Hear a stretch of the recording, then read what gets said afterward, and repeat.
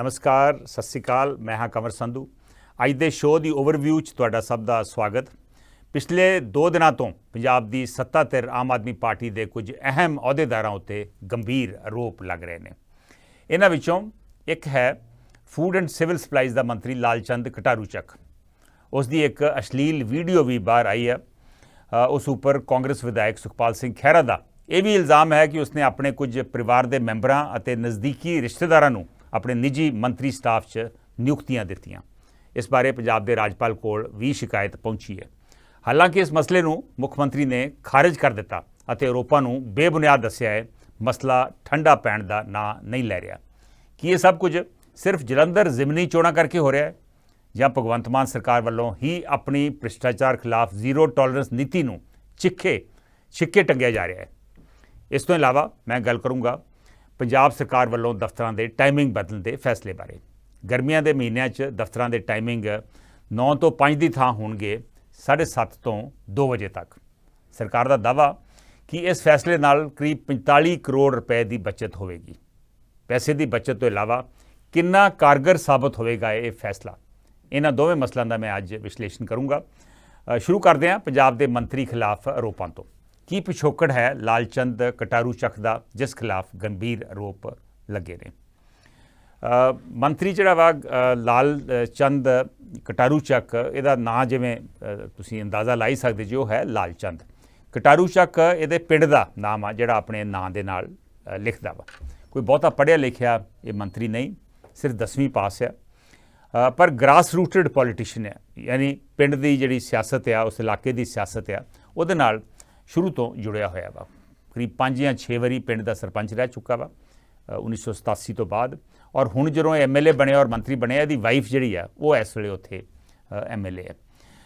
ये काफ़ी देर तो रेवोल्यूशनरी मार्क्सिस्ट पार्टी नाल जुड़िया वा। इहदा पिछोकड़ जिहड़ा वा वो मार्क्सिस्ट बैकग्राउंड है। और पहली बारी इहने चोण लालचंद ने लड़ी सी 2017 की। उदों रेवोल्यूशनरी पार्टी RMPI की टिकट पर इन्हें भुआ तो चोण लड़ी सी। कोई बहुता चंगा परफॉर्मेंस नहीं रहा। तीजे नंबर पर सी, 13,000 वोट इनू उस वेले पई सी। उत्थे थोड़ा जिहा लैफ्ट का इन्फ्लुएंस उस इलाके च हैगा। उदों चोण जित्ती सी जोगिंदरपाल ने। जोगिंदरपाल MLA बनिया सी और उहदा जिहड़ा मुकाबला सी दूजे नंबर पर सी सीमा कुमारी दे नाल, जो BJP की कैंडीडेट सी। उस तो बाद फिर इन्हें 2019 की जिहड़ी लोक सभा इलैक्शन है वो भी रेवोल्यूशनरी मार्क्सिस्ट पार्टी वालों ही लड़ी सी। उदों रेवोल्यूशनरी मार्क्सिस्ट पार्टी का टाई अप सीगा, गठजोड़ सी उदों डेमोक्रेटिक अलायंस के नाल, सुखपाल सिंह खैरा का जिहड़ा डेमोक्रेटिक अलायंस सी। सो उहदे च इन्हें गुरदासपुर की जिमनी गुरदासपुर की चोण जनरल इलैक्शन लड़ी, पर कोई बहुता चंगा परफॉर्मेंस नहीं आया। उदों चौथे नंबर पर सी और इनू सिर्फ 15,000 वोटां मिलियां। वो तुहानूं पता ही है कि चोण उदों जित्ती सी सनी दिओल ने। और सनी दिओल का जिहड़ा मुकाबला सी वो बेसिकली सीगा सुनील जाखड़ दे नाल, जो कांग्रेस का उत्थे उम्मीदवार सी। सो ये चौथे नंबर पर सी उस वेले। उस तो बाद फिर इन्हें भी वेख्या कि रेवोल्यूशनरी पार्टी च कोई भविख नहीं, बहुता उज्जवल नहीं।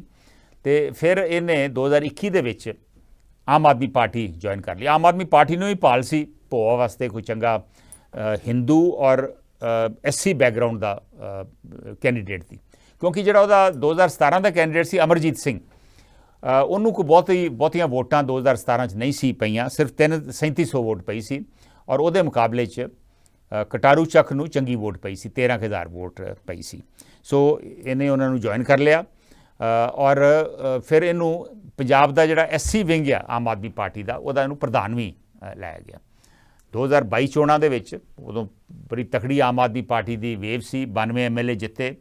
कटारू चक भी भुआ तो इलैक्शन जित गया, लेकिन कोई बहुता फर्क नहीं सीगा। उत्थे जोगिंदरपाल जिहड़ा कांग्रेस का उम्मीदवार सी उहनूं काफ़ी वोटां मिलियां और कटारू चक ने जोगिंदरपाल नूं सिर्फ 1200 वोटां तो हराया। बड़ी क्लोज फाइट सी। लेकिन क्योंकि पार्टी जिहड़ी आ आम आदमी पार्टी वो उस एरिया नूं रिप्रजेंटेशन देना चाहुंदी सी, SC वर्ग नूं रिप्रजेंटेशन देना चाहुंदी सी। सो इनू मंत्री बनाया। 19 मार्च नूं जिहड़े पहले 9 मंत्री बने सी भगवंत मान सरकार दे, भगवंत मान वजारत दे, उहदे च भी ये शामिल सी। और इनू महकमा भी बड़ा अच्छा दिता गया, फूड एंड सिविल सप्लाईज़ ते जंगलात का महकमा। सो एक तरीके नाल इनू काफ़ी चंगा रिवॉर्ड दिता गया। हालांकि इहदी जित बड़ी नैरो सी, सिर्फ 1200 वोटां तो ये जित्तिया सी। ਹੁਣ ਤੱਕ ਕੋਈ ਬਹੁਤਾ ਵਿਵਾਦ ਇਹਦੇ ਉੱਤੇ ਨਹੀਂ ਛਿੜਿਆ ਪਿਛਲੇ 1 ਸਾਲ ਦੇ ਵਿੱਚ ਜਾਂ 13 ਮਹੀਨਿਆਂ ਦੇ ਵਿੱਚ, ਲੇਕਿਨ ਹੁਣ ਸਡਨਲੀ ਹੁਣ ਇਹ ਵਿਵਾਦਾਂ ਦੇ ਘੇਰੇ ਦੇ ਵਿੱਚ ਹੈ ਲਾਲਚੰਦ ਕਟਾਰੂ ਚੱਕ। ਹੁਣ ਆਪਾਂ ਨੈਕਸਟ ਇਸ਼ੂ ਤੇ ਆਉਂਦੇ ਹਾਂ। ਲਾਲਚੰਦ ਕਟਾਰੂ ਚੱਕ ਉੱਪਰ ਲੱਗੇ ਦੋਸ਼ਾਂ ਦੇ ਮੱਦੇਨਜ਼ਰ ਕੀ ਉਸ ਦਾ ਮੰਤਰੀ ਬਣੇ ਰਹਿਣਾ ਸਹੀ? ਜਿਹੋ ਜਿਹੇ ਆਰੋਪ ਲੱਗੇ ਨੇ, ਮੇਰਾ ਖਿਆਲ ਇਹ ਬਹੁਤਾ ਦੇਰ ਮੰਤਰੀ ਨਹੀਂ ਟਿਕ ਸਕੇਗਾ। ਸਰਕਾਰ ਨੂੰ ਇਹਦੇ ਉੱਪਰ ਫੈਸਲਾ ਲੈਣਾ ਹੀ ਪਊਗਾ। ਮੈਂ ਜਿਵੇਂ ਆਪਣੀ ਇੰਟਰੋਡਕਸ਼ਨ ਦੱਸਿਆ ਸੀ ਵੀ ਆਰੋਪ ਲੱਗੇ ਨੇ, ਲਾਏ ਨੇ ਸੁਖਪਾਲ ਸਿੰਘ ਖਹਿਰਾ ਨੇ, ਔਰ ਬਹੁਤ ਤੱਥਾਂ ਦੇ ਆਧਾਰ ਤੇ ਉਹਨੇ ਆਰੋਪ ਲਾਏ ਆ, ਡਾਕੂਮੈਂਟ ਇਕੱਠੇ ਕੀਤੇ ਆ, ਔਰ ਫਿਰ ਉਹਨੇ 2 ਤਰ੍ਹਾਂ ਦੇ ਆਰੋਪ ਲਾਏ ਆ। ਜਿਹੜੇ ਆਰੋਪ ਨੇ ਉਹ ਫੂਡ ਐਂਡ ਸਿਵਲ ਸਪਲਾਈਜ਼ ਜਿਹੜਾ ਇਹਦਾ ਮਹਿਕਮਾ ਵਾ ਲਾਲਚੰਦ ਕਟਾਰੂ ਚੱਕ ਦਾ, ਉਹਦੇ ਨਾਲ ਸਿੱਧੇ ਸੰਬੰਧਿਤ ਨਹੀਂ ਗੇ।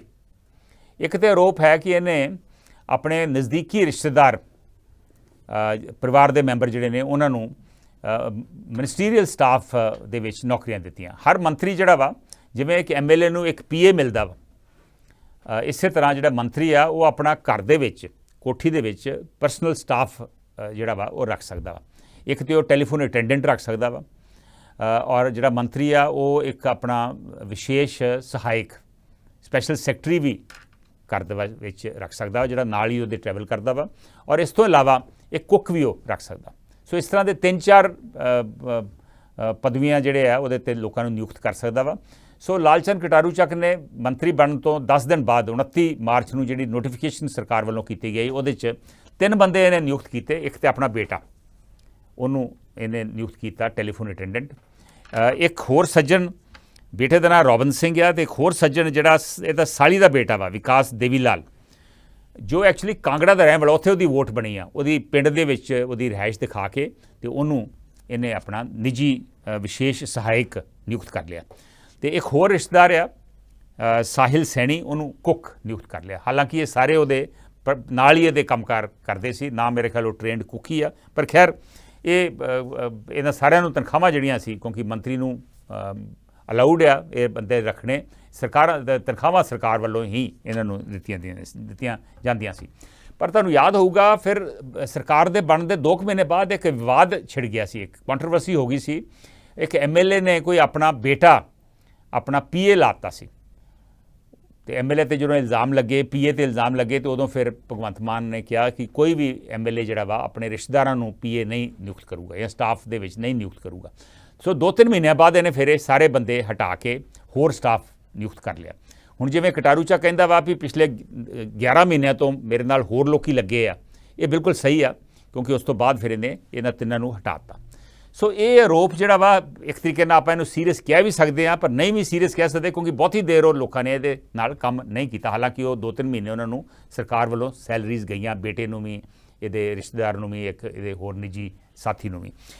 ਲੇਕਿਨ ਜਿਹੜਾ ਦੂਸਰਾ ਐਲੀਗੇਸ਼ਨ ਆ ਉਹ ਬਹੁਤ ਗੰਭੀਰ ਆ। ਇੱਕ ਅਸ਼ਲੀਲ ਵੀਡੀਓ ਬਾਹਰ ਆਈ ਆ ਜਿਹਦੇ 'ਚ ਜਿਨਸੀ ਸ਼ੋਸ਼ਣ ਦੇ ਇਲਜ਼ਾਮ ਆ, ਔਰ ਉਹ ਜਿਨਸੀ ਸ਼ੋਸ਼ਣ ਦੇ ਜਿਹੜੇ ਇਲਜ਼ਾਮ ਆ ਉਹਦੇ 'ਚ ਇੱਕ ਬੰਦਾ ਵੇਖਿਆ ਜਾ ਰਿਹਾ, ਹੋਰ ਨੌਜਵਾਨ ਲੜਕਾ ਦੇਖਿਆ ਜਾ ਰਿਹਾ ਵਾ। ਬੜਾ ਸੀਰੀਅਸ ਮਸਲਾ ਵਾ, ਔਰ ਇਹ ਮਸਲਾ ਜਿਹੜਾ ਵਾ, ਵੀਡੀਓ 2 ਵੀਡੀਓ, ਇੱਕ 4 ਮਿੰਟ ਦੀ, ਇੱਕ 8 ਮਿੰਟ ਦੀ, ਜਿਹੜੀ ਸੁਖਪਾਲ ਖਹਿਰਾ ਨੇ ਗਵਰਨਰ ਨੂੰ ਦਿੱਤੀ ਹੈ, ਔਰ ਮੰਗ ਕੀਤੀ ਆ ਕਿ ਇਹਦੀ ਇਨਕੁਆਇਰੀ ਪੰਜਾਬ ਦੇ DGP ਨਹੀਂ ਕਿਸੇ ਹੋਰ ਤੋਂ ਕਰਾਈ ਜਾਵੇ, ਕਿਸੇ ਹੋਰ ਅਫਸਰ ਤੋਂ, ਕਿਸੇ ਦੂਜੀ ਸਟੇਟ ਦੇ ਅਫਸਰ ਤੋਂ ਕਰਾਈ ਜਾਵੇ, ਔਰ ਇਹਨੂੰ ਬਰਖਾਸਤ ਕੀਤਾ ਜਾਵੇ ਇਸ ਮੰਤਰੀ ਨੂੰ। ਸੋ ਪੰਜਾਬ ਦੇ ਗਵਰਨਰ ਨੇ ਇਹ ਜਿਹੜੀ ਵੀਡੀਓ ਵਾ ਜੋ ਸੁਣ 'ਚ ਆਇਆ ਵਾ, ਉਹ ਚੰਡੀਗੜ੍ਹ ਦੇ DGP ਨੂੰ ਭੇਜਤੀ ਆ ਵੀ ਉਹਦੀ ਫੋਰੈਂਸਿਕ ਜਾਂਚ ਕਰੋ ਪਹਿਲੋਂ, ਵੀ ਉਹ ਕੀ ਵੀਡੀਓ ਸਹੀ ਆ, ਟੈਂਪਰਡ ਤਾਂ ਨਹੀਂ, ਮੌਰਫ ਤਾਂ ਨਹੀਂ, ਤੇ ਜੇ ਸਹੀ ਆ ਤੇ ਉਹਦੀ ਇਨਕੁਆਇਰੀ ਕੀਤੀ ਜਾਵੇ। ਸੋ ਮੇਰਾ ਖਿਆਲ ਆ ਅਗਲੇ ਦਿਨਾਂ ਦੇ ਵਿੱਚ ਇਹ ਇਨਕੁਆਇਰੀ ਜਿਹੜੀ ਆ ਇਹ ਹੋਊਗੀ। ਲੇਕਿਨ CM ਨੇ ਇਹਨਾਂ ਨੂੰ ਇਲਜ਼ਾਮਾਂ ਨੂੰ ਖਾਰਜ ਕਰਤਾ, ਉਹਨੇ ਕਿਹਾ ਬੇਬੁਨਿਆਦ ਆ। ਵੈਸੇ ਮੈਂ ਵੀ ਦੱਸ ਦੇਵਾਂ ਕਿ ਜਦੋਂ ਸੁਖਪਾਲ ਖਹਿਰਾ ਨੇ ਮਸਲਾ ਚੁੱਕਿਆ, ਖਾਸ ਕਰਕੇ ਅਸ਼ਲੀਲ ਵੀਡੀਓ ਦਾ, ਉਹਦੇ 'ਚ ਉਹਨੇ ਨਾਂ ਨਹੀਂ ਲਿਆ ਕਟਾਰੂ ਚੱਕ ਦਾ, ਲੇਕਿਨ ਬਾਅਦ 'ਚ ਮਨਜਿੰਦਰ ਸਿਰਸਾ ਜਿਹੜੇ ਇਸ ਵੇਲੇ ਭਾਜਪਾ ਦੇ ਨੇਤਾ ਨੇ ਦਿੱਲੀ ਦੇ ਵਿੱਚ, ਉਹਨਾਂ ਨੇ ਆਪਣੇ ਟਵੀਟ ਦੇ ਵਿੱਚ ਇਹਦਾ ਨਾਂ ਲਿਆ ਵਾ। ਸੋ ਉਸ ਤੋਂ ਬਾਅਦ ਫਿਰ ਹੁਣ ਅਖਬਾਰਾਂ ਦੇ ਵਿੱਚ ਵੀ, ਬਹੁਤੇ ਅਖਬਾਰਾਂ 'ਚ ਵੀ, ਮੀਡੀਆ 'ਤੇ ਵੀ, TV 'ਤੇ ਵੀ ਇਹਦਾ ਹੁਣ ਨਾਂ ਆਉਣਾ ਸ਼ੁਰੂ ਹੋ ਗਿਆ। ਦੋਵੇਂ ਇਲਜ਼ਾਮਾਂ ਦੇ ਵਿੱਚ ਜਿਹੜੇ ਰਿਸ਼ਤੇਦਾਰਾਂ ਦੇ ਇਲਜ਼ਾਮ ਸੀ ਉਹਦੇ 'ਤੇ ਤਾਂ ਨਾਂ ਪਹਿਲਾਂ ਹੀ ਸੀਗਾ, ਪਰ ਹੁਣ ਅਸ਼ਲੀਲ ਵੀਡੀਓ ਦੇ ਵਿੱਚ ਵੀ। ਔਰ ਪਿਛਲੇ 2 ਦਿਨਾਂ ਤੋਂ ਕਟਾਰੂ ਚੱਕ, ਕੱਲ੍ਹ ਤੇ ਉਹਦੀ ਸਟੇਟਮੈਂਟ ਆਈ ਸੀ, ਲੇਕਿਨ ਉਸ ਤੋਂ ਬਾਅਦ ਉਹ ਫਿਰ ਦੇਖਿਆ ਨਹੀਂ ਗਿਆ। ਹੁਣ ਇਹ ਪਤਾ ਨਹੀਂ ਵੀ ਉਹ ਵਾਕਈ ਮੁੱਖ ਮੰਤਰੀ ਨੂੰ ਮਿਲਿਆ ਵਾ, ਉਹਨੇ ਅਸਤੀਫਾ ਦਿੱਤਾ ਜਾਂ ਨਹੀਂ ਦਿੱਤਾ, ਪਰ ਇਸ ਵੇਲੇ ਡੈਫੀਨਿਟਲੀ ਵਿਵਾਦਾਂ ਦੇ ਘੇਰੇ 'ਤੇ ਆ ਔਰ ਨੈਤਿਕਤਾ ਦੇ ਆਧਾਰ 'ਤੇ ਮੇਰੇ ਖਿਆਲ ਉਹਦੇ ਵਾਸਤੇ ਲਾਲਚੰਦ ਕਟਾਰੂ ਚੱਕ ਵਾਸਤੇ ਮੰਤਰੀ ਰਹਿਣਾ ਬਹੁਤ ਮੁਸ਼ਕਲ ਹੋਵੇਗਾ, ਮੇਰੇ ਖਿਆਲ ਨਾਮੁਮਕਿਨ ਹੋਊਗਾ। ਔਰ ਜੇ ਜਿਹੜਾ ਉਹ ਨੌਜਵਾਨ ਆ ਜਿਹੜਾ ਉਸ ਅਸ਼ਲੀਲ ਵੀਡੀਓ ਦੇ ਵਿੱਚ ਆ, ਜੇ ਉਹਦੇ ਵੱਲੋਂ ਇਹ ਇਲਜ਼ਾਮ ਲੱਗਦਾ ਵਾ ਕਿ ਉਹਦੇ ਨਾਲ ਜ਼ਬਰਦਸਤੀ ਕੀਤੀ ਗਈ ਆ ਤੇ ਫਿਰ ਇਹਦੇ ਤੇ IPC 377 ਦਾ ਕੇਸ ਵੀ ਦਰਜ ਹੋ ਸਕਦਾ ਵਾ ਔਰ ਉਹਦੇ 'ਚ ਗ੍ਰਿਫਤਾਰੀ ਵੀ ਹੋ ਸਕਦੀ ਆ, ਸਜ਼ਾ ਵੀ ਹੈ ਉਹਦੇ 'ਚ, 10 ਸਾਲ ਦੀ ਸਜ਼ਾ ਵੀ ਆ। ਲੇਕਿਨ ਜੇ ਉਹਦੇ 'ਚ ਉਹ ਜਿਹੜੇ ਨੌਜਵਾਨ ਘੋਖ ਦੇ ਵਿੱਚ ਜਾਂ ਇਨਕੁਆਇਰੀ ਦੇ ਵਿੱਚ ਇਹ ਨਿਕਲ ਕੇ ਆਉਂਦਾ ਵਾ ਵੀ ਇਹ ਸਹਿਮਤੀ ਨਾ ਹੋਇਆ ਜੋ ਵੀ ਹੋਇਆ ਵਾ, ਫਿਰ ਕਿਉਂਕਿ ਕਾਨੂੰਨ ਹੁਣ ਬਦਲ ਗਿਆ ਵਾ, ਫਿਰ 377 ਨਹੀਂ ਲੱਗੇਗੀ। ਪਰ ਫਿਰ ਵੀ ਨੈਤਿਕਤਾ ਦੇ ਆਧਾਰ 'ਤੇ ਕੀ ਇੱਕ ਮੰਤਰੀ ਜਿਹੜਾ ਵਾ ਪਰਿਵਾਰ ਵਾਲਾ ਮੰਤਰੀ ਨੂੰ ਇਹੋ ਜਿਹੇ ਕੰਮ ਦੇ ਵਿੱਚ ਪੈਣਾ ਚਾਹੀਦਾ ਵਾ, ਇਹੋ ਜਿਹੇ ਸੰਬੰਧ ਕਿਸੇ ਲੜਕੇ ਦੇ ਨਾਲ ਜਾਂ ਕਿਸੇ ਹੋਰ ਦੇ ਨਾਲ ਬਣਾਉਣੇ ਚਾਹੀਦੇ ਆ। ਸੋ ਇਹ ਇਸ ਵੇਲੇ ਮਸਲਾ ਵਾ ਔਰ ਮੇਰੇ ਖਿਆਲ ਆ ਮੰਤਰੀ ਵਾਸਤੇ ਮੰਤਰੀ ਪਦ ਦੇ ਉੱਤੇ ਟਿਕਿਆ ਰਹਿਣਾ ਜਿਹੜਾ ਵਾ ਉਹ ਮੁਸ਼ਕਲ ਆ ਔਰ ਮੇਰੇ ਖਿਆਲ ਉਹਨੂੰ ਅਸਤੀਫਾ ਜੇ ਦਿੱਤਾ ਨਹੀਂ ਆ ਤਾਂ ਦੇਣਾ ਹੀ ਪਵੇਗਾ। ਹੁਣ ਆਪਾਂ ਨੈਕਸਟ ਮਸਲੇ ਤੇ ਆਉਂਦੇ ਹਾਂ ਕਿ ਆਪ ਦੇ ਅਹੁਦੇਦਾਰਾਂ ਖਿਲਾਫ ਆਰੋਪਾਂ ਦੀ ਝੜੀ ਸਿਰਫ ਜਲੰਧਰ ਜ਼ਿਮਨੀ ਚੋਣਾਂ ਕਰਕੇ ਲੱਗ ਰਹੀ ਹੈ। ਦੇਖੋ ਟਾਈਮਿੰਗ ਤੋਂ ਤਾਂ ਇਹੋ ਹੀ ਲੱਗਦਾ ਵਾ ਵੀ ਇਹ ਸ਼ਾਇਦ ਆਰੋਪ ਜਿਹੜੇ ਲੱਗੇ ਨੇ ਉਹਨਾਂ ਦੀ ਆਰੋਪਾਂ ਦੀ ਝੜੀ ਜਿਹੜੀ ਆ ਇਹ ਜ਼ਿਮਨੀ ਚੋਣ ਕਰਕੇ ਹੀ ਹੈ। ਪਰ ਭਾਵੇਂ ਇਹ ਸਹੀ ਵੀ ਹੋਵੇ ਲੇਕਿਨ ਮਸਲਾ ਇਹ ਉੱਠਦਾ ਵਾ ਵੀ ਕੀ ਆਰੋਪ ਸਹੀ ਜੇ ਹਨ ਕਿ ਗਲਤ। ਸੋ ਦੇਖਣਾ ਇਹ ਹੋਊਗਾ ਕਿ ਜਿਹੜੇ ਕਟਾਰੂ ਚੱਕ ਦੇ ਉੱਤੇ ਆਰੋਪ ਲੱਗੇ ਨੇ ਉਹ ਸਹੀ ਸਾਬਤ ਹੁੰਦੇ ਕਿ ਨਹੀਂ। ਮੈਂ ਜਿਵੇਂ ਦੱਸਿਆ ਕਿ ਗਵਰਨਰ ਕੋਲ ਸੁਖਪਾਲ ਖਹਿਰਾ ਨੇ ਪਹੁੰਚ ਕੀਤੀ, ਗਵਰਨਰ ਨੇ ਚੰਡੀਗੜ੍ਹ ਦੇ DGP ਨੂੰ ਕਹਿ ਦਿੱਤਾ ਵੀ ਇਹਦੀ ਜਾਂਚ ਕਰੋ। ਸੋ ਦੇਖਦੇ ਆ ਇਹਦੇ ਵਿੱਚੋਂ ਕੀ ਨਿਕਲਦਾ ਵਾ। ਜੇ ਆਰੋਪ ਸਹੀ ਹੋਏ ਤੇ ਆਮ ਆਦਮੀ ਪਾਰਟੀ ਵਾਸਤੇ ਭਾਵੇਂ ਇਹ ਸਭ ਕੁਝ ਚੋਣਾਂ ਕਰਕੇ ਹੋਇਆ ਹੋਵੇ ਲੇਕਿਨ ਆਮ ਆਦਮੀ ਪਾਰਟੀ ਵਾਸਤੇ ਉਹਨੂੰ ਮੰਤਰੀ ਰੱਖਣਾ ਮੁਸ਼ਕਲ ਹੋਊਗਾ। ਇਸ ਤੋਂ ਇਲਾਵਾ ਹੋਰ ਵੀ ਕੁਝ ਲੋਕਾਂ ਤੇ ਇਲਜ਼ਾਮ ਪਿਛਲੇ ਦਿਨਾਂ ਦੇ ਵਿੱਚ ਲੱਗੇ ਨੇ। 2 ਦਿਨ ਪਹਿਲਾਂ ਬਿਕਰਮ ਮਜੀਠੀਆ ਨੇ ਇੱਕ ਪ੍ਰੈਸ ਕਾਨਫਰੰਸ ਕੀਤੀ ਜਿਹਦੇ 'ਚ ਉਹਨੇ ਕਿਹਾ ਕਿ ਕਰਤਾਰਪੁਰ ਦਾ ਜਿਹੜਾ ਆਪ ਦਾ ਵਿਧਾਇਕ ਹੈ ਬਲਕਾਰ ਸਿੰਘ, ਉਹਨੇ ਆਪਣੇ ਬੇਟੇ ਨੂੰ ਸਬ ਇੰਸਪੈਕਟਰ ਭਰਤੀ ਕਰਾਉਣ ਵਾਸਤੇ ਪੁਲਿਸ ਦੇ ਵਿੱਚ ਜਿਹੜਾ ਰਿਜ਼ਰਵਡ ਕੋਟਾ ਵਾ, ਹੈਂਡੀਕੈਪਡ ਕੋਟਾ ਵਾ, ਬੇਟੇ ਵਾਸਤੇ ਇੱਕ 50% ਅਪਾਹਿਜ ਹੋਣ ਦਾ ਸਰਟੀਫਿਕੇਟ ਬਣਾਇਆ ਜੋ ਉਹਦੇ ਮੁਤਾਬਕ ਝੂਠਾ ਵਾ। ਜੇ ਇਹ ਵੀ ਸਾਬਤ ਹੋ ਗਿਆ ਤੇ ਇਹ ਵੀ ਆਮ ਆਦਮੀ ਪਾਰਟੀ ਵਾਸਤੇ ਬਹੁਤ ਵੱਡੀ ਐਮਬੈਰਸਮੈਂਟ ਹੋਵੇਗੀ ਕਿਉਂਕਿ ਅੱਗੇ ਹੀ ਇੱਕ ਜਿਹੜਾ ਆਮ ਆਦਮੀ ਪਾਰਟੀ ਦਾ MLA ਆ ਉਹ ਗ੍ਰਿਫਤਾਰ ਹੋਇਆ ਵਾ। ਔਰ ਇਸ ਤੋਂ ਇਲਾਵਾ ਬਿਕਰਮ ਮਜੀਠੀਆ ਨੇ ਇਹ ਵੀ ਕਿਹਾ ਕਿ 2 ਹੋਰ ਨਿਯੁਕਤੀਆਂ ਜਿਹੜੀਆਂ ਵਾ ਉਹ ਸ਼ੱਕ ਦੇ ਘੇਰੇ 'ਚ ਨੇ। ਇੱਕ ਕੋਈ OSD ਮੀਡੀਆ CM ਆਫਿਸ ਲੱਗਾ ਵਾ ਔਰ ਇੱਕ ਕੋਈ ਮੀਡੀਆ ਮੈਨੇਜਰ ਜਿਹੜਾ ਲੱਗਾ ਵਾ। ਇਹ ਦਿੱਲੀ ਤੋਂ ਲਾਏ ਗਏ ਨੇ ਔਰ ਇਹ ਸ਼ਾਇਦ ਪੰਜਾਬੀ ਵੀ ਨਹੀਂ, ਪੰਜਾਬੀ ਉਹਨਾਂ ਨੂੰ ਆਉਂਦੀ ਵੀ ਨਹੀਂ ਔਰ ਉਹਨਾਂ ਦੀ ਨਿਯੁਕਤੀ ਉੱਪਰ ਉਹਨੇ ਸਵਾਲ ਖੜੇ ਕੀਤੇ ਨੇ। ਇਸੇ ਤਰ੍ਹਾਂ ਕੁਝ ਆਪ ਦੇ ਲੀਡਰਾਂ ਉੱਤੇ, ਵਰਕਰਾਂ ਉੱਤੇ ਵੀ ਪਿਛਲੇ ਦਿਨਾਂ ਦੇ ਵਿੱਚ ਗੰਭੀਰ ਆਰੋਪ ਲੱਗੇ ਨੇ। 4 ਦਿਨ ਪਹਿਲਾਂ ਖੰਨਾ ਪੁਲਿਸ ਨੇ 7 ਲੋਕਾਂ ਨੂੰ ਗ੍ਰਿਫਤਾਰ ਕੀਤਾ। ਇਹ 7 ਜਿਹੜੇ ਨੇ ਇਹ ਆਮ ਆਦਮੀ ਪਾਰਟੀ ਦੇ ਲੀਡਰ ਨੇ ਔਰ ਬੜਾ ਗੰਭੀਰ ਆਰੋਪ ਆ ਵੀ ਇਹ ਜਿਹੜੇ ਦੁਕਾਨਦਾਰ ਨੇ ਉਹਨਾਂ ਨੂੰ ਡਰਾ ਧਮਕਾ ਕੇ ਉਹਨਾਂ ਤੋਂ ਉਗਰਾਹੀ ਕਰਦੇ ਸੀ, ਐਕਸਟੋਰਸ਼ਨ ਕਰਦੇ ਸੀ। ਖੰਨੇ ਦਾ ਮਸਲਾ ਵਾ ਲੇਕਿਨ ਇਹਦੇ ਬਾਰੇ ਵੀ ਜਲੰਧਰ ਜ਼ਿਮਨੀ ਚੋਣ ਦੇ ਵਿੱਚ ਗੱਲ ਹੋ ਰਹੀ ਆ। ਸੋ ਇਹ ਮੇਰੇ ਖਿਆਲ ਇੱਕ ਇਤਫਾਕ ਆ ਕਿ ਉਹਨਾਂ ਦਿਨਾਂ ਦੇ ਵਿੱਚ ਹੀ ਖੰਨਾ ਪੁਲਿਸ ਨੇ ਬੰਦੇ ਫੜੇ ਆ ਲੇਕਿਨ ਇਹਦਾ ਵੀ ਅਸਰ ਜਿਹੜਾ ਵਾ, ਇਹਦਾ ਪਛਾਵਾਂ ਜਿਹੜਾ ਵਾ ਉਹ ਡੈਫੀਨਿਟਲੀ ਜਲੰਧਰ ਜ਼ਿਮਨੀ ਚੋਣ ਦੇ ਉੱਪਰ ਪਵੇਗਾ। ਸੋ ਮੈਂ ਜਿਵੇਂ ਦੱਸਿਆ ਕਿ ਭਾਵੇਂ ਇਹ ਸਭ ਕੁਝ ਜ਼ਿਮਨੀ ਚੋਣ ਕਰਕੇ ਹੋ ਰਿਹਾ ਵਾ ਲੇਕਿਨ ਜੇ ਇਹ ਸੱਚ ਆ, ਇਹਨਾਂ ਆਰੋਪਾਂ ਦੇ ਵਿੱਚ ਕੋਈ ਸੱਚਾਈ ਨਿਕਲਦੀ ਆ ਤੇ ਸਰਕਾਰ ਵਾਸਤੇ ਇੱਕ ਕਾਫੀ ਮੁਸ਼ਕਲ ਦੀ ਸਥਿਤੀ ਜਿਹੜੀ ਆ ਉਹ ਖੜੀ ਹੋਵੇਗੀ। ਔਰ ਸਰਕਾਰ ਵਾਸਤੇ ਇਹ ਵੀ ਮੁਸ਼ਕਲ ਆ ਕਿ ਜੇ ਉਹ ਆਰੋਪ ਐਕਸੈਪਟ ਕਰਦੇ ਆ, ਜੇ ਮੰਤਰੀ ਦਾ ਅਸਤੀਫਾ ਲੈਂਦੇ ਆ ਤੇ ਫਿਰ ਲੱਗੂਗਾ ਕਿ ਤੁਸੀਂ ਆਪਣਾ ਗੁਨਾਹ ਜਿਹੜਾ ਵਾ ਉਹ ਕਬੂਲ ਕਰ ਲਿਆ। ਫਿਰ ਵੀ ਵਿਰੋਧੀ ਪਾਰਟੀਆਂ ਇਸ ਮਸਲੇ ਨੂੰ ਚੁੱਕਣਗੀਆਂ ਔਰ ਜੇ ਤੁਸੀਂ ਨਹੀਂ ਐਕਸ਼ਨ ਲੈਂਦੇ ਤੇ ਵਿਰੋਧੀ ਪਾਰਟੀਆਂ ਲਗਾਤਾਰ ਚੋਣਾਂ ਦੇ ਵਿੱਚ ਤਵਾ ਲਾਉਣਗੀਆਂ ਕਿ ਦੇਖੋ ਤੁਹਾਡੇ ਲੋਕ ਭ੍ਰਸ਼ਟ ਨੇ। ਸਰਕਾਰ ਕਹਿੰਦੀ ਆ ਸਾਡੀ 0 ਟੋਲਰੈਂਸ ਦੀ ਪਾਲਿਸੀ ਆ ਲੇਕਿਨ ਫਿਰ ਵੀ ਆਪਣੇ ਬੰਦਿਆਂ ਦੇ ਖਿਲਾਫ ਕਾਰਵਾਈ ਜਿਹੜੀ ਆ ਉਹ ਨਹੀਂ ਕਰ ਰਹੇ। ਸੋ ਸਰਕਾਰ ਜਿਹੜੀ ਆ ਮੇਰੇ ਹਿਸਾਬ ਨਾਲ ਔਰ ਭਗਵੰਤ ਮਾਨ ਇਸ ਤਰੀਕੇ ਇਹਨਾਂ ਮਸਲਿਆਂ ਨੂੰ ਲੈ ਕੇ ਕਾਫੀ ਕਸੂਤੇ ਫਸੇ ਹੋਏ ਨੇ। ਹੁਣ ਆਪਾਂ ਨੈਕਸਟ ਇਸ਼ੂ ਤੇ ਆਉਂਦੇ ਹਾਂ ਕਿ ਕਟਾਰੂ ਚੱਕ ਉੱਤੇ ਇਲਜ਼ਾਮ ਆਪ ਦੀ ਭ੍ਰਿਸ਼ਟਾਚਾਰ ਖਿਲਾਫ 0 ਟੋਲਰੈਂਸ ਨੀਤੀ ਦਾ ਹੈ ਇਮਤਿਹਾਨ। ਬਿਲਕੁਲ ਸਹੀ ਹੈ। ਇਹ ਮੇਰੇ ਖਿਆਲ ਇੱਕ ਤਰੀਕੇ ਦਾ ਲਿਟਮਸ ਟੈਸਟ ਹੈ ਕਿਉਂਕਿ ਇਸ ਤੋਂ ਪਹਿਲਾਂ 2-3 ਇਲਜ਼ਾਮ ਮੰਤਰੀਆਂ ਦੇ ਉੱਪਰ ਲੱਗੇ ਔਰ ਉਹਨਾਂ ਮੰਤਰੀਆਂ ਨੂੰ ਫਿਰ ਅਸਤੀਫਾ ਦੇਣਾ ਪਿਆ ਸੀ।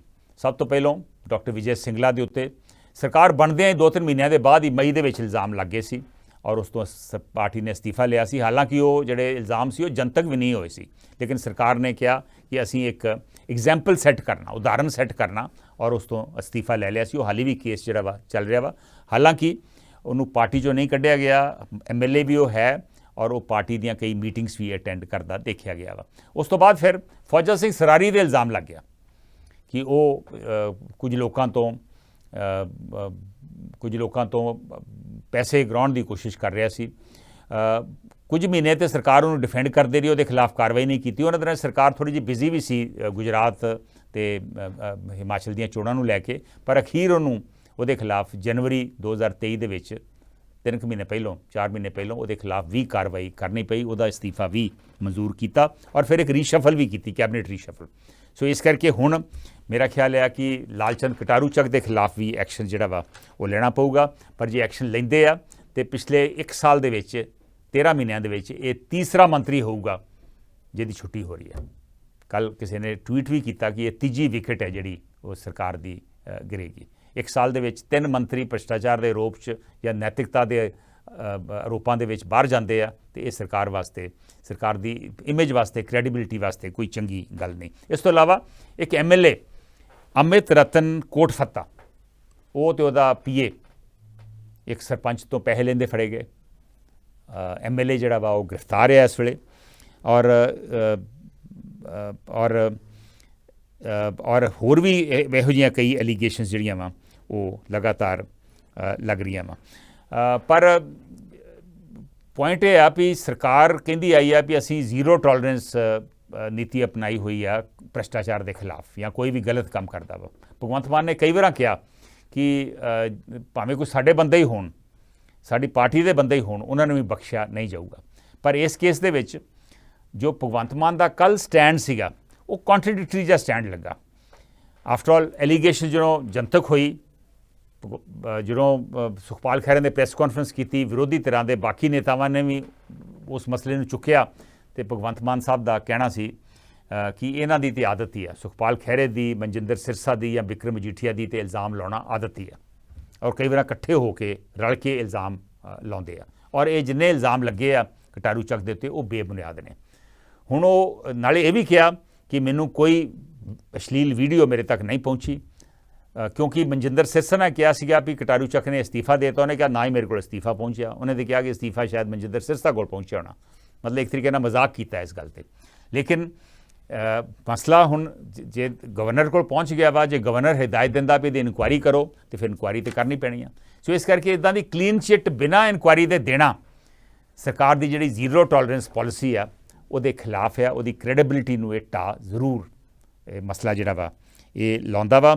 ਔਰ ਜਿਵੇਂ ਮੈਂ ਦੱਸਿਆ ਕਿ ਬਣਦਾ ਤਾਂ ਇਹ ਵਾ ਕਿ ਮੁੱਖ ਮੰਤਰੀ ਫੌਰਨ ਮੰਤਰੀ ਤੋਂ ਅਸਤੀਫਾ ਲੈਣ ਔਰ ਜਿਹੜੀਆਂ ਉਹਨੇ ਨਿਯੁਕਤੀਆਂ ਕੀਤੀਆਂ ਵਾ ਉਹਦੀ ਇਨਕੁਆਇਰੀ ਕਰਨ ਔਰ ਉਹਦੇ ਨਾਲ ਜਿਹੜਾ ਜਿਨਸੀ ਸ਼ੋਸ਼ਣ ਦਾ ਇਲਜ਼ਾਮ ਆ ਉਹਦੀ ਇਨਕੁਆਇਰੀ ਕੀਤੀ ਜਾਵੇ, ਕਿਉਂਕਿ ਉਹਦੇ 'ਤੇ ਫਿਰ ਜੇ ਇਹ ਸਾਬਤ ਹੋ ਗਿਆ ਕਿ ਜ਼ਬਰਦਸਤੀ ਕੀਤੀ ਹੈ ਇਸ ਮੰਤਰੀ ਨੇ ਇੱਕ ਨੌਜਵਾਨ ਲੜਕੇ ਦੇ ਨਾਲ, ਤੇ ਫਿਰ 377 IPC ਦਾ ਕੇਸ ਵੀ ਦਰਜ ਹੁੰਦਾ ਵਾ, ਜਿਹਦੇ ਥੱਲੇ ਗ੍ਰਿਫਤਾਰੀ ਵੀ ਹੋਊਗੀ ਔਰ ਜੇ ਉਹ ਜਿਹੜੇ ਆਰੋਪ ਨੇ ਉਹ ਸਾਬਤ ਹੋ ਜਾਂਦੇ ਆ ਕਚਹਿਰੀ ਦੇ ਵਿੱਚ ਤੇ ਉਹਨੂੰ ਸਜ਼ਾ ਵੀ ਹੋ ਸਕਦੀ, ਸ਼ਾਇਦ 377 ਥੱਲੇ 10 ਸਾਲ ਦੀ ਸਜ਼ਾ ਵੀ ਹੋ ਸਕਦੀ ਹੈ। ਸੋ ਇਸ ਕਰਕੇ ਉਹ ਬੜਾ ਸੀਰੀਅਸ ਮਸਲਾ ਵਾ।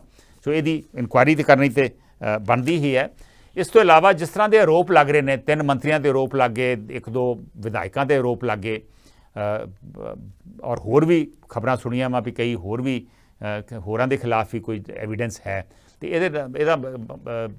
ਇਹਦੇ ਮੱਦੇਨਜ਼ਰ ਮੇਰੇ ਖਿਆਲ ਸਰਕਾਰ ਨੂੰ ਇਹ ਚਾਹੀਦਾ ਵਾ, CM ਨੂੰ ਇਹ ਚਾਹੀਦਾ, ਕਿਉਂਕਿ ਇਹ ਮਹਿਕਮਾ CM ਦੇ ਕੋਲ ਆ, ਵਿਜੀਲੈਂਸ ਉਹਨਾਂ ਦੇ ਕੋਲ ਆ, ਉਹਨਾਂ ਨੂੰ ਇਹ ਚਾਹੀਦਾ ਕਿ ਜਿਹੜਾ ਲੋਕਪਾਲ ਦਾ ਇੰਸਟੀਟਿਊਸ਼ਨ ਆ, ਉਹਦੀ ਸੰਸਥਾ ਵਾ, ਉਹਨੂੰ ਹੋਰ ਤਕੜਾ ਕੀਤਾ ਜਾਵੇ।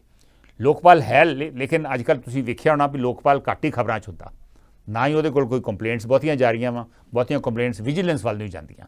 ਸੋ ਵਿਜੀਲੈਂਸ ਨੂੰ ਤਾਂ ਸਟਰੈਂਥਨ ਕੀਤਾ ਹੀ ਜਾਵੇ, ਲੇਕਿਨ ਮੰਤਰੀਆਂ ਦੇ, ਵਿਧਾਇਕਾਂ ਦੇ ਖਿਲਾਫ ਐਲੀਗੇਸ਼ਨਸ ਜੇ ਆਉਂਦੀਆਂ ਵਾ ਕੋਈ ਤੇ ਉਹ ਲੋਕਪਾਲ ਕੋਲ ਪਹੁੰਚਾਉਣੀਆਂ ਚਾਹੀਦੀਆਂ ਵਾ। ਔਰ ਇਹਦੇ ਨਾਲ ਜਿਵੇਂ ਮੈਂ ਅੱਗੇ ਵੀ ਕਹਿੰਦਾ ਆਇਆ ਵਾਂ ਕਿ ਸ਼ਾਇਦ ਇੱਕ ਕਨਫਲਿਕਟ ਆਫ ਇੰਟਰਸਟ ਬਿੱਲ ਜਿਹੜਾ ਪਾਰਟੀ ਕਹਿੰਦੀ ਆਈ ਹੈ ਵੀ ਅਸੀਂ ਲਿਆਵਾਂਗੇ, ਉਹ ਵੀ ਸਰਕਾਰ ਨੂੰ ਲਿਆਉਣਾ ਚਾਹੀਦਾ ਵਾ, ਤਾਂ ਕਿ ਇੱਕ ਤਰੀਕੇ ਦੀ ਚੈੱਕ ਰਵੇ ਆਪਣੇ ਮੰਤਰੀਆਂ ਦੇ ਉੱਪਰ ਔਰ ਵਿਧਾਇਕਾਂ ਦੇ ਉੱਪਰ। ਹੁਣ ਆਪਾਂ ਇਸ ਮਸਲੇ ਤੋਂ ਹਟ ਕੇ ਲਾਸਟ ਮਸਲੇ 'ਤੇ ਆਉਂਦੇ ਹਾਂ, ਦਫ਼ਤਰਾਂ ਦੇ ਟਾਈਮਿੰਗ ਦੇ ਉੱਪਰ। ਕਿੰਨਾ ਕਾਰਗਰ ਸਾਬਤ ਹੋਵੇਗਾ ਪੰਜਾਬ ਸਰਕਾਰ ਦਾ ਦਫ਼ਤਰਾਂ ਦੇ ਟਾਈਮਿੰਗ ਬਦਲਣ ਦਾ ਫੈਸਲਾ।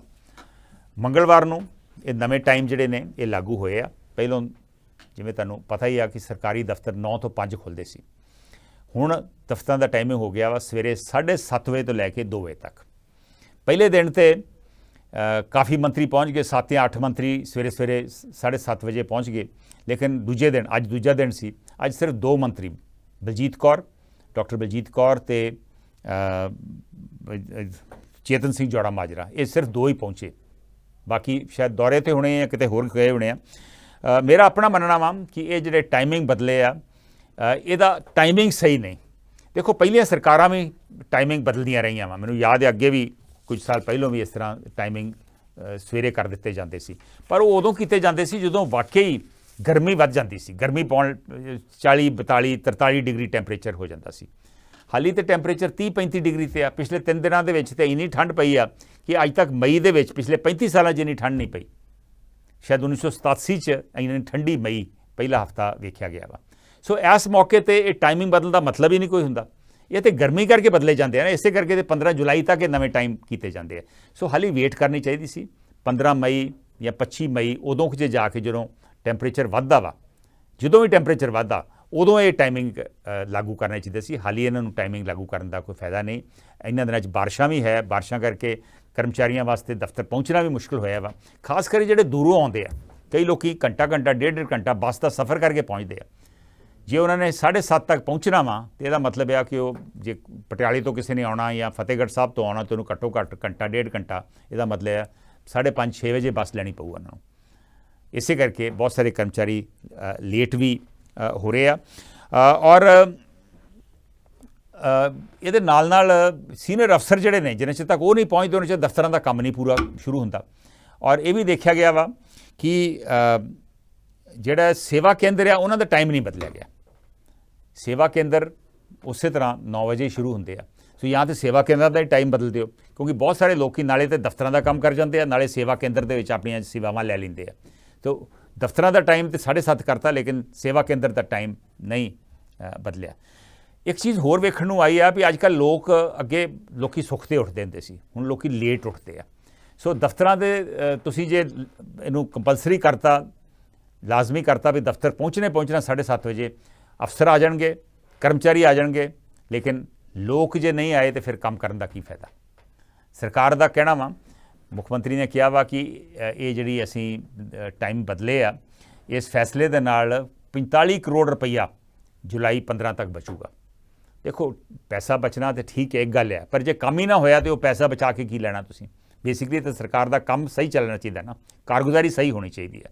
ਸੋ ਮੇਰਾ ਖਿਆਲ ਆ ਇਹ ਜਲਦੀ 'ਚ ਲਿਆ ਗਿਆ ਫੈਸਲਾ ਵਾ, ਸਾਰਿਆਂ ਨੂੰ ਕੰਸਲਟ ਨਹੀਂ ਕੀਤਾ ਗਿਆ, ਮੌਸਮ ਵਿਭਾਗ ਨਾਲ ਤੋਂ ਫੀਡਬੈਕ ਨਹੀਂ ਲਈ ਗਈ। ਹਾਂ, ਇੱਕ ਫਾਇਦਾ ਜ਼ਰੂਰ ਹੋਇਆ, ਚੰਡੀਗੜ੍ਹ ਦੇ ਵਿੱਚ ਜਿਹੜਾ ਸਵੇਰੇ ਰਸ਼ ਪੈਂਦਾ ਸੀਗਾ, ਚੰਡੀਗੜ੍ਹ, ਮੋਹਾਲੀ, ਪੰਚਕੂਲਾ ਦੇ ਵਿੱਚ ਸਵੇਰੇ 9:30 ਤੋਂ ਲੈ ਕੇ 10:30 ਤੱਕ ਔਰ ਸ਼ਾਮ ਨੂੰ 4:30 ਤੋਂ ਲੈ ਕੇ 6 ਵਜੇ ਤੱਕ, ਉਹ ਰਸ਼ ਅੱਜ ਕੱਲ੍ਹ ਘੱਟ ਗਿਆ। ਟ੍ਰੈਫਿਕ ਦਾ ਰਸ਼ ਜਿਹੜਾ ਵਾ ਚੰਡੀਗੜ੍ਹ ਦੇ ਵਿੱਚ ਬਹੁਤ ਘਟਿਆ। ਪਰ ਇਹ ਆਪਾਂ ਫੈਸਲਾ ਚੰਡੀਗੜ੍ਹ ਵਾਸਤੇ ਤਾਂ ਕੀਤਾ ਹੀ ਨਹੀਂ, ਇਹ ਤਾਂ ਪੰਜਾਬ ਦੇ ਦਫ਼ਤਰਾਂ ਵਾਸਤੇ ਔਰ ਪੰਜਾਬ ਦੇ ਲੋਕਾਂ ਵਾਸਤੇ ਕੀਤਾ। ਉੱਥੇ ਇਹਦਾ ਹਾਲੇ ਤੱਕ ਕੋਈ ਫਾਇਦਾ ਨਹੀਂ ਹੋ ਰਿਹਾ। ਸੋ ਮੇਰੇ ਹਿਸਾਬ ਦੇ ਨਾਲ ਇਹ ਇਸ ਹਾਲ ਦੀ ਘੜੀ ਵਾਸਤੇ ਇਹ ਫੈਸਲਾ ਸਹੀ ਨਹੀਂ, ਇਹ ਕਾਰਗਰ ਸਾਬਤ ਨਹੀਂ ਹੋਵੇਗਾ। ਬਾਕੀ ਅੱਗੇ ਦੇਖਾਂਗੇ, ਜਦੋਂ ਗਰਮੀ ਸ਼ੁਰੂ ਹੋਊਗੀ ਉਦੋਂ ਇਹ ਫੈਸਲਾ ਜਿਹੜਾ ਵਾ ਇਹਦਾ ਕੀ ਫਾਇਦਾ ਹੋਣਾ ਸ਼ੁਰੂ ਹੁੰਦਾ ਵਾ। ਸੋ ਅੱਜ ਵਾਸਤੇ ਇੰਨਾ ਹੀ। ਨਮਸਕਾਰ, ਸਤਿ ਸ਼੍ਰੀ ਅਕਾਲ।